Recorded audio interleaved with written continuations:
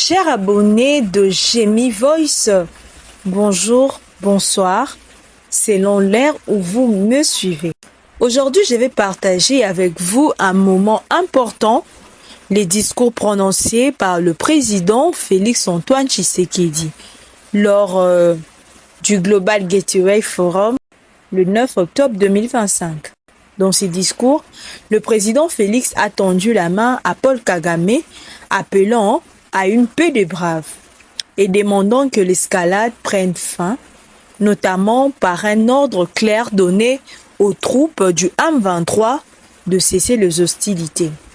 Ce que je vous propose aujourd'hui, c'est d'analyser ces discours non pas en politique partisane, mais en tant que message d'espoir et de responsabilités nationales. Nous allons explorer avec vous ses bienfaits, ses implications et ce qu'il peut apporter à la République démocratique du Congo, cher ami. Je vais aussi vous laisser un moment pour écouter l'extrait du discours lui-même.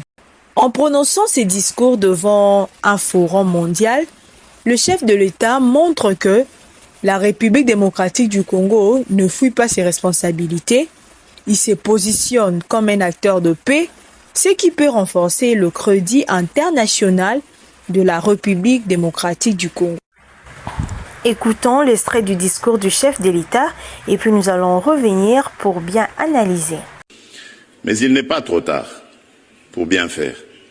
Et c'est pour ça que je prends à témoin ce forum et à travers lui le monde entier pour vous tendre la main, Monsieur le Président, à ce que nous fassions la paix des braves. Et cela demande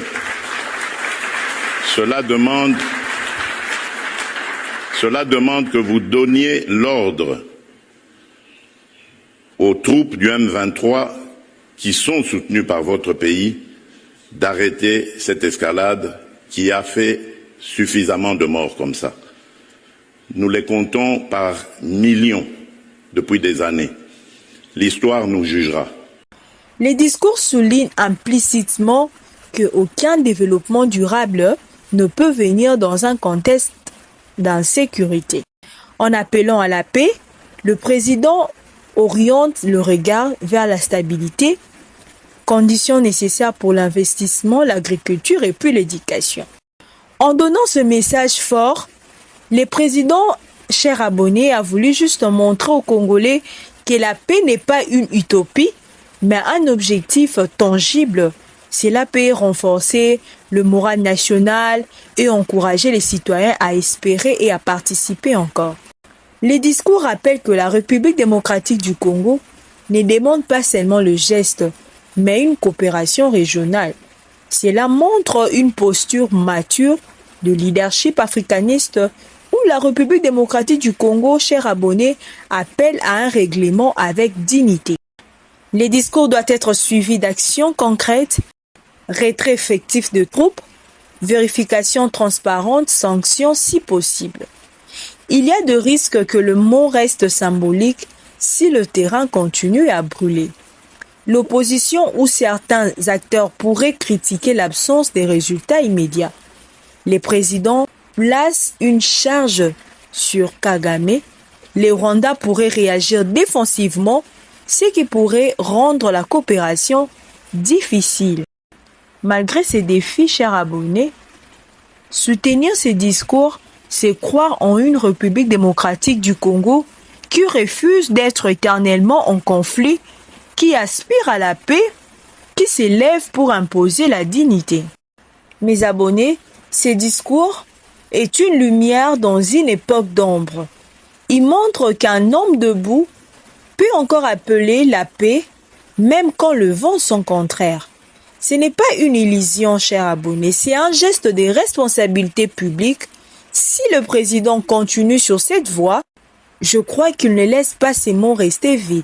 Si la population les soutient, alors cette main tendue pourrait devenir le pont qui ramène la stabilité dans notre pays. N'oubliez jamais, chers abonnés, un discours est fort, mais c'est l'action derrière le mot qui change le vie. En tant que citoyens, nous devons tous exiger des résultats, soutenir les initiatives de paix, encourager la tolérance, ne pas tomber dans l'illusion d'un mot vide mais dans la foi d'un chemin concret. J'aimerais vous poser quelques questions, chers abonnés. Qu'avez-vous ressenti en écoutant ces discours? Vous a-t-il redonné un peu d'espoir? Pensez-vous que le message sera entendu du côté rwandais? Si vous étiez conseiller du chef de l'État, quelle étape concrète proposeriez-vous immédiatement après ces discours? Selon vous, comment la population congolaise peut aider ce geste national à ne pas rester lettre morte? Et surtout, laissez vos réponses dans les commentaires, chers abonnés. Je vais vous lire. Et surtout, si vous êtes nouveau ici, abonnez-vous à Jemmy Voice. On parle du pays, on croit au pays et on veut bâtir ensemble. Et parlons à présent de la météo en République démocratique du Congo. À Kinshasa est encore une fois sous menace de fortes pluies, notamment dans plusieurs communes que nous savons tous, comme Kasavubu, Bandalungwa, Ngaliema, Mongafula, Selemba ou Kitambo et bien d'autres. Je vous en parle parce qu'il ne s'agit pas seulement de la pluie, chers abonnés, qui mouille, mais parfois de celle qui détruit, qui inonde, qui surprend, même en plein trajet. Donc, restez avec moi jusqu'à la fin. On va en discuter calmement. Je vais aussi vous donner des conseils utiles pour vous protéger, vous et vos familles. Le service météorologique annonce de précipitations intenses dans les heures qui viennent. Et vous savez, à Kinshasa, une forte pluie ne vient jamais seule, chers abonnés. Elle entraîne des inondations, des embouteillages monstres, parfois même des éboulements de terre dans certaines zones. Et comme souvent, ce sont les mêmes communes qui sont touchées. Nous avons la commune de Mongafula, Selembao, Ngaliema, Bandal, on connaît tous. Les routes deviennent impraticables, les maisons mal construites se remplissent d'eau et les enfants parfois sans surveillance tombent dans les rigoles ou les caniveaux ouverts. Pourquoi faut-il prendre ça au sérieux, chers abonnés? Il ne faut jamais banaliser une alerte météo. Ce n'est pas un simple message, c'est plutôt un appel à la prudence. Quand il plaît ici chez nous à Kinshasa, le taxi et moto roulent à vive allure pour éviter d'être bloqués, ce qui augmente le risque d'accident. Le marché inondé pousse le maman à marcher dans l'eau. Imaginez, avec leurs marchandises sur la tête.